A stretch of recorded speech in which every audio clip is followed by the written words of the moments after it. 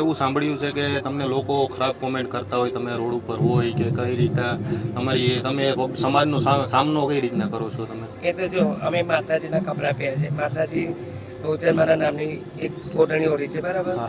એટલે દુનિયા અમે ગમે તે રીતે કહી શકાય.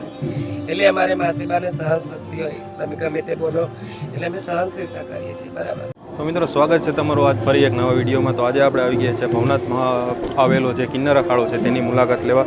તો મિત્રો, તમે જોઈ શકો છો મારી પાછળ આપણે કિન્નર અખાડામાં જે સાધુ મહંતો અહીંયા બેઠા છે તેમના દર્શન કરીએ માતાજીના. અને માતાજી અહીંયા સાક્ષાત બિરાજમાન છે, તમે એમના પણ દર્શન કરી શકો છો. જય માતાજી, જય ગિરનારી. અને માતાજીનો અહીંયા ધૂણો દખાવેલો છે જે અખંડ પ્રજ્વલિત રહે છે, તમે એમના પણ દર્શન કરી શકો છો. તો હવે આપણે ધીમે ધીમે આગળ વધીએ અને જે અહીંયા સાધુ સંતો છે અને મહંતો છે તેમની મુલાકાત કરીએ અને માતાજીના પણ આશીર્વાદ મેળવીએ આપણે. જય ગિરનારી માતાજી, જય ગિરનારી.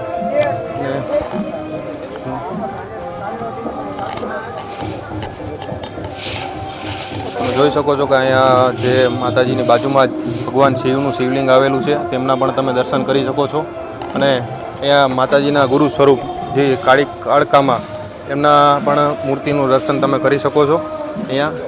અને શ્રી બધા જે કિન્નર અખાડાના જે સંતો છે અને માતાજી છે તેમના શ્રી પૂજ્ય શ્રી ગુરુ એમના પણ તમે દર્શન કરી શકો છો.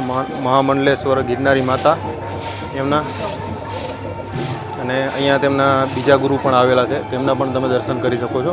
તો હવે આપણે આગળ વધીએ અને કિન્નર અખાડાની મુલાકાત લઈએ. તો મિત્રો, આપણે આવી ગયા છે કિન્નર અખાડામાં અને કિન્નર અખાડાની તમે જોઈ શકો છો કે અહીંયા માતાજી સાક્ષાત બિરાજમાન છે, તમે માતાજીના દર્શન કરી શકો છો અહીંયા. જય ગિરનારી માતાજી. અને માતાજી પાસેથી આપણે આશીર્વાદ લઈએ. જય માતાજી. તો મિત્રો, આપણાને માતાજીના આશીર્વાદ મળી ગયા છે અને હવે આપણે આગળ વિડીયોમાં જઈએ અને આપણે જોઈએ કિન્નર અખાડામાં કેવું કેવું છે એ. તો આપણે આગળ જઈએ અને અહીંયા એક માતાજી બિરાજમાન છે તેમના પણ દર્શન કરીએ અને એમની પાસે એક ધૂળો જે પ્રજ્વલિત છે તેમના પણ દર્શન કરીએ. જય ગિરનારી માતાજી, જય ગિરનારી. તમે માતાજીના દર્શન કરી શકો છો. આ મહંત પણ છે, એમના પણ દર્શન તમે કરી શકો છો. અને ભાવિ ભક્તો ત્યાં માતાજી પાસે બેઠા છે, જ્ઞાન પ્રવચનની વાતો સાંભળે છે, તમે એમને પણ જોઈ શકો છો. અને બાજુમાં જ માતાજીને ત્યાં ધૂણો એક પ્રજ્વલિત છે, તેમના પણ તમે દર્શન કરી શકો છો. અને ગુરુદત્ત મહારાજ એ પણ અહીંયા સાક્ષાત બિરાજમાન છે. તો મિત્રો, હવે આપણે આગળ જઈએ અને કિન્નર અખાડાનું જે મહત્ત્વ છે તેના વિશે સાંભળીએ અને જે માતાજીઓ અહીંયા બેઠા છે તેમના દર્શન લઈએ. આપણા YouTube channel travel with Dhiren સોલંકીમાં, અને આપણે આજે આવીએ છીએ કિન્નર અખાડામાં. અને કિન્નર અખાડામાં આપણે હિરલ માસીને મળ્યા આજે, અને હિરલ માસી પાસેથી થોડીક આપણે આશીર્વચન સાંભળીએ તેના, અને એમની વેદના છે, શું વેદના છે કે એમને શું શું લોકો કહે છે એ આપણે એમના વિશે એની પાસેથી જ સાંભળીએ આપણે.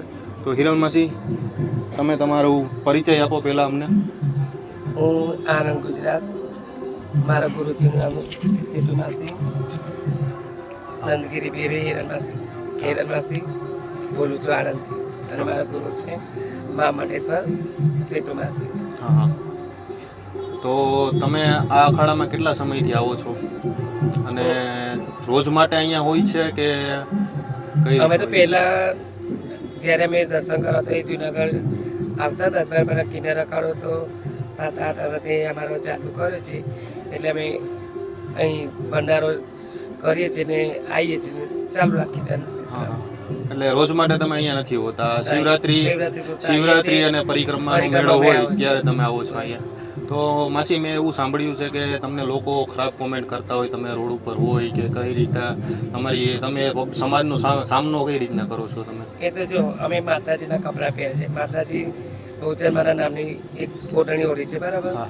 એટલે દુનિયા અમે ગમે તે રીતે કહી શકાય. એટલે અમારે માસીબાને સહન શક્તિ હોય, તમે ગમે તે બોલો એટલે અમે સહનશીલતા કરીએ છીએ, બરાબર? તમારી સામે ખરાબ નજરે જોઈ છે લોકો, તમારે શું કહેવાનું છે? ભલે દુનિયા અમને ગમે તે નજરે, અને અમારા અંદરથી અમે આશીર્વાદ આપે, બીજું અમે કઈ કહી શકીએ. કારણ એમને રામ ભગવાને અહીંયા આશીર્વાદ રૂપે આપવા મૂકે છે, કારણ કે ભગવાન બધી જગ્યાએ નથી આવીને કઈ આશીર્વાદ આપવાના, બરાબર? એટલે એમને માસીબાને આશીર્વાદ આપવા અમે પૃથ્વી પર મોકલ્યા છે, એટલે અમે આશીર્વાદ આપીએ છીએ. તો જે આ સમાજ છે એને તમે શું સંદેશો આપવા માંગો છો?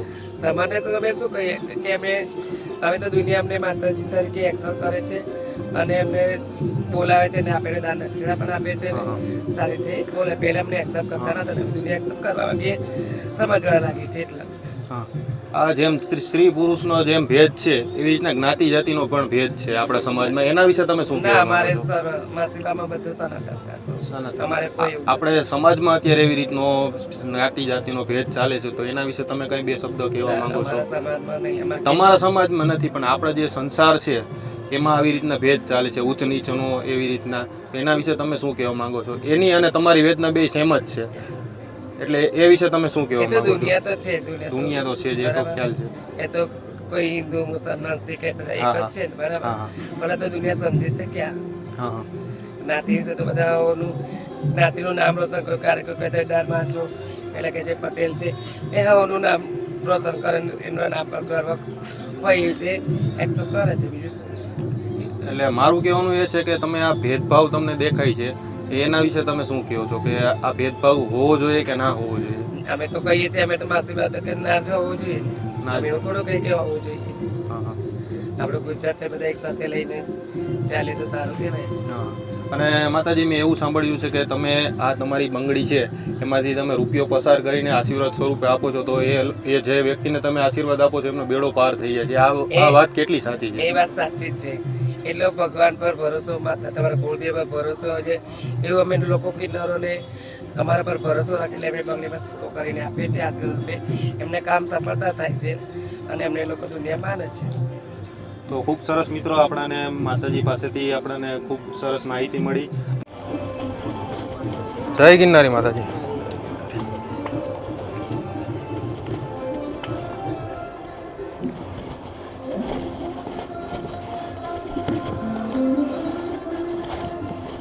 તો મિત્રો, તમે દર્શન કરી શકો છો માતાજીના, અહીંયા સાક્ષાત બિરાજમાન છે એમના, અને એમના ગુરુશ્રીના પણ તમે અહીંયા દર્શન કરી શકો છો. એમની બાજુમાં જ બિરાજમાન છે. અત્યારે હાલ તો અહીંયા નથી, પણ તેમની ફોટો છે તેમના તમે દર્શન કરી શકો છો. અને બાજુમાં જ એક પ્રજ્વલિત છે ધૂણો, તેના પણ તમે દર્શન કરી શકો છો, જે અખંડ ધૂણો છે. અને બાજુમાં એમના માતાજી મોમાઈમાનો પણ ફોટો છે, તેમના પણ તમે સાક્ષાત દર્શન કરી શકો છો. અને મિત્રો, અહીંયા કિન્નર અખાડામાં એક અન્નક્ષેત્ર પણ ચલાવવામાં આવે છે, તેની પણ આપણે મુલાકાત લેશું. તો મિત્રો, આપણે હાલ આવી ગયા છે કિન્નર અખાડામાં, જે અન્નક્ષેત્ર ચાલુ છે ત્યાં, તેમના તમે દર્શન કરી શકો છો. અને કિન્નર અખાડાની અંદર જે રસોડું ચાલુ છે તેને તમે જોઈ શકો છો, કે હાલ અત્યારે જે ભાવિ ભક્તો અહીંયા આવે છે તેમના માટે પ્રસાદ તૈયાર કરવામાં આવી રહ્યો છે. અને અહીંયા આપણે જે મહંત બેઠા છે, માતાજી બેઠા છે, તેમની પાસેથી આપણે થોડાક આશીર્વચન સાંભળીએ. અને જે અહીંયા તમે જોઈ શકો છો કે અત્યારે હાલ રસોડું ચાલુ જ છે અને ભાવિ ભક્તો માટે ભજીયા બનાવવામાં આવી રહ્યા છે. તો મિત્રો, આપણી સમક્ષ જે માતાજી છે તેમની પાસેથી આપણે કિન્નર અખાડા વિશે સાંભળીએ અને અહીંનું જે મહત્ત્વ છે તેમની પાસેથી સાંભળીએ.